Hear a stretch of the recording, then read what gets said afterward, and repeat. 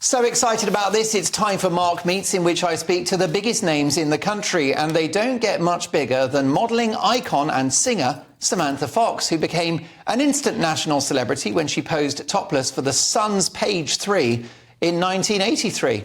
There followed a series of acting roles and a highly successful music career. By the end of the 80s, Samantha had scored 3 top 10 hits in both Britain and the US, and 3 gold albums in America.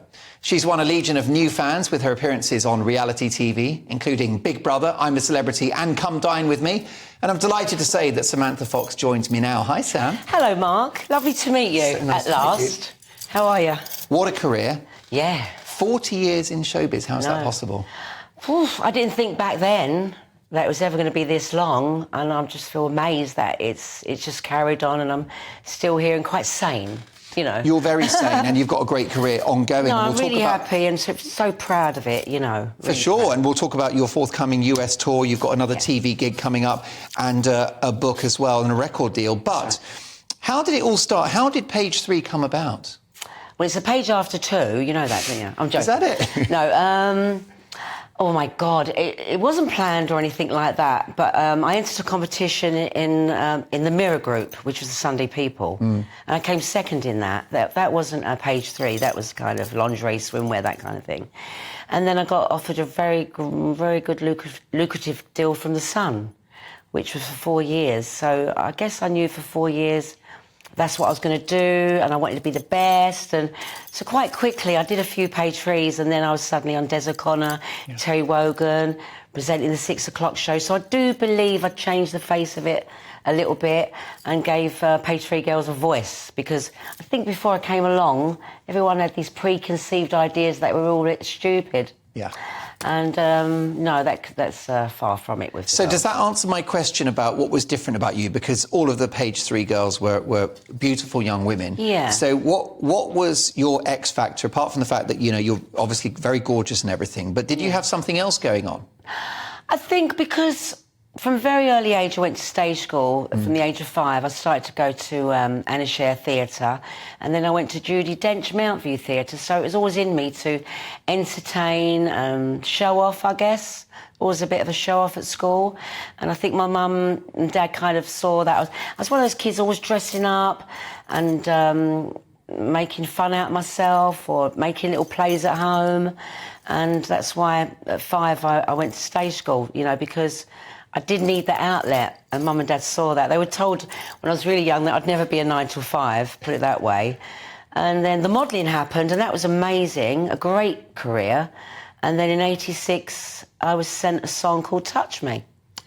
Huge and then hit. I haven't looked back, really. 35 million albums later. Touch me, I want to feel your body. Oh, yes, yes, yes. Just how we got here, Mark.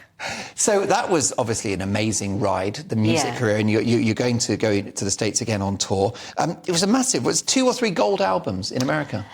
Well, I've got 4 gold albums in America, and I've got a platinum as well, a double platinum, which is fabulous.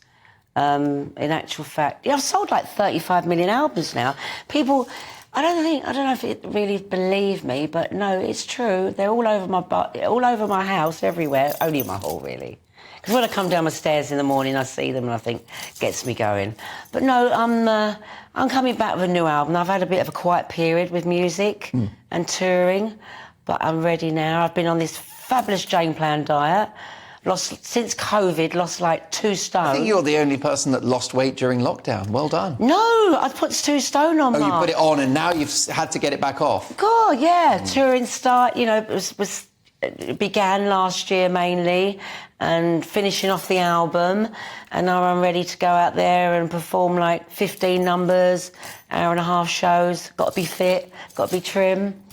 Did you put weight on in COVID? Well, I did a bit, yeah. I was having beer every day at like 4 in the afternoon, and I thought, yeah, this isn't normal, actually. So I had to get a grip of myself, because I do feel like the rules went out the window. It felt like the end of the world, didn't it? Oh, it was weird. Do you know what, though? It's the first time I had time off since I was like 16. And a part of me really enjoyed it. I didn't have to diet. I didn't bother about the gym. I got a bit lazy. But then towards the end, I got really bored. Yeah, I think that happened. That was the cycle. That first lockdown, the weather was great as well, which kind of made it all seem very pleasant. And some of us were lucky to have a garden, but when you think about people living in flats and with no garden, it must have just been awful. So you've got this great career, and there's so much that you've done. Yeah. Is Page 3 in any way an albatross round your neck? Do you know what? Only really in England, to be honest. A lot of people said to me at the beginning, I bet touch me cells because of Page 3. But if anything, it was... I mean, it got scratched off on the radio by Chris Tarrant. This'll never make it. It was quite horrible at the beginning. You were cancelled by Tarrant? Oh, yes, but I've sorted him out since. Right. Oh, so there was basically a bit of snobbery about your music career at the beginning. I think a lot of people felt that I was just suddenly became a singer, but I've been singing since a really young age. And was there a sense of stay in your lane, you're just a model? But I felt when I signed that 4-year contract, when that was over, that was it. I think you've got to quit while you're on top. It's the same as being a footballer or a boxer. There's a time when you just got to stop. And I was still only 20 when I retired from modelling. Yeah. So I was still very young. And with music, there's so much you can do in it. There's only so many pictures you can do, isn't there? And that can get a little bit... I know, I've seen them all. They're very limited. All over the internet. And that's why you wear glasses. Correct. And then with music, you can, you write songs, you produce, you perform. I have my own label now. I look out for other bands, talent. Yeah. So there's so much more you can do in music. I love writing, I love producing. And then when you go on stage and you sing your own songs, it's even better. Well, definitely, you've got a great body of work, amazing songs.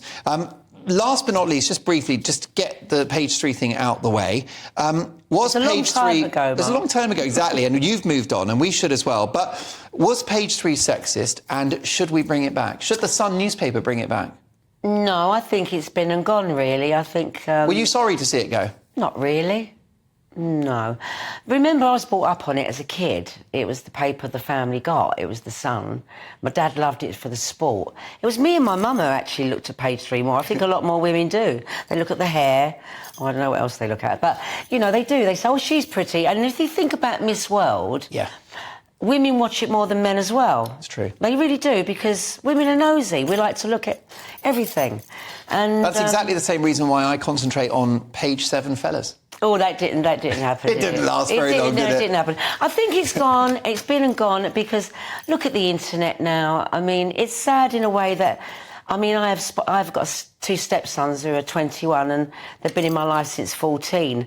I'd rather them looked at Page 3 and what they probably have looked at on the internet, put it that way.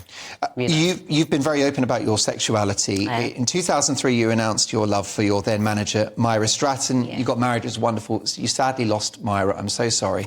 And you found love again, and you're married again. So big congratulations. Was it a difficult thing? I only got married once, Mark. Have you not done a second civil partnership? No, just this once to Linda. Oh, OK. I was with Myra for 16 years. It was like a marriage, obviously. Right, it was a long time. Yeah. We was engaged, but we just never tied the knot. Yeah. That's another reason I didn't write or do music for quite a while. Every song I was writing was really... negative, not very positive and uplifting. It was all quite sad. So I've had a good break and I'm back again. I'm so happy. I'm so in love. I love married life. And, I just can't wait to carry on with this new album. And it's a lot to look forward to, isn't it? I think it was 1976, Elton John did an interview with Rolling Stone magazine, and that's when he said, I'm bisexual or I'm gay. And it was like, it was a kind of piece of news that rocked the world. Back in the 70s, and we saw it with George Michael as well and others. Did you kind of deliberate over going public with your... Of course, for a while, yeah, for a while. I guess when, back in the day when I was modelling, a lot of my fans were... Remember, I was only 16, 17, 18, 19.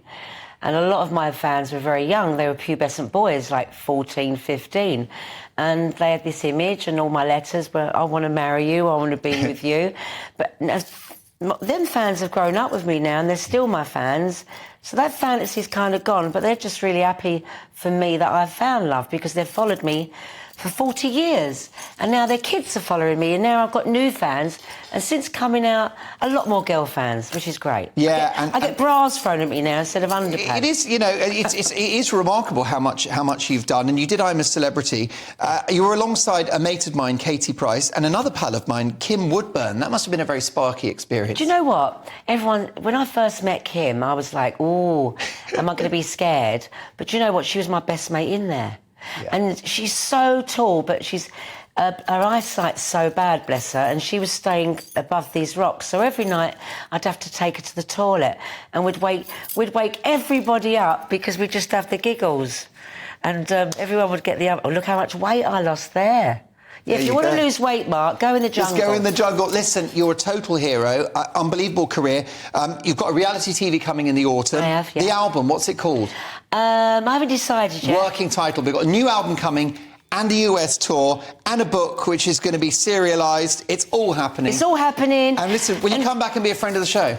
I'd love to, Mark. And can we wish Britain great luck in the Eurovision, please? You took part in the heats, didn't you? I did, back in '96, I believe. There you go. What a total hero. My thanks to the amazing Sam Fox.